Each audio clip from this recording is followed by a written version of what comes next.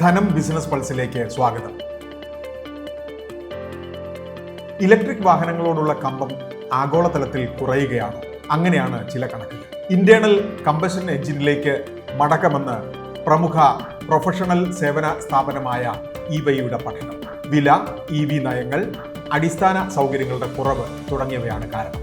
അതേസമയം ഇന്ത്യയിൽ നവംബർ വരെയുള്ള ആകെ EV വിൽപ്പന 20 ലക്ഷം കടന്നു. ഇൻഡിഗോ പ്രതിസന്ധിയിൽ ചോദ്യശരമെറിഞ്ഞ് ഡൽഹി ഹൈക്കോടതി. ഒരു പ്രതിസന്ധി ഉണ്ടായാൽ അത് മുതലാക്കാൻ മറ്റുള്ള വിമാന കമ്പനികളെ അനുവദിക്കാമോ?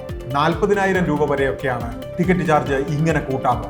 ഇതെങ്ങനെ സംഭവിക്കുന്നുവെന്നും സർക്കാരിനോട് കോടതി. ഇതിനിടെ വിമാന ചാർജ് ക്രിസ്മസ് പുതുവത്സര ടൂറിസത്തിന് തിരിച്ചടിയായെന്ന ആശങ്കയിൽ കേരളത്തിലെ ടൂറിസം മേഖല. ഓഹരി വിപണിയിൽ ആദ്യ വ്യാപാരം നടത്തി മീഷോ, എക്വിസ്, വിദ്യ വയേഴ്സ് എന്നീ കമ്പനികൾ. ലിസ്റ്റിംഗിൽ മീഷോ ഓഹരികളിൽ നിക്ഷേപകർക്ക് നേട്ടം 46%. 2025 വെല്ലുന്ന വിധം 2.5 ലക്ഷം കോടി രൂപയുടെ IPO പൂരമാണ് അടുത്ത വർഷം നടക്കാനിരിക്കുന്നതെന്ന് റിപ്പോർട്ട്. ഇന്ത്യയിൽ കൂടുതൽ നിക്ഷേപവുമായി ബഹുരാഷ്ട്ര കമ്പനികൾ. 5 വർഷം കൊണ്ട് 3.25 ലക്ഷം കോടി രൂപ നിക്ഷേപിക്കുമെന്ന് ആമസോൺ. മൈക്രോസോഫ്റ്റ് നിക്ഷേപിക്കാൻ പോകുന്നത് 1.5 ലക്ഷം കോടി.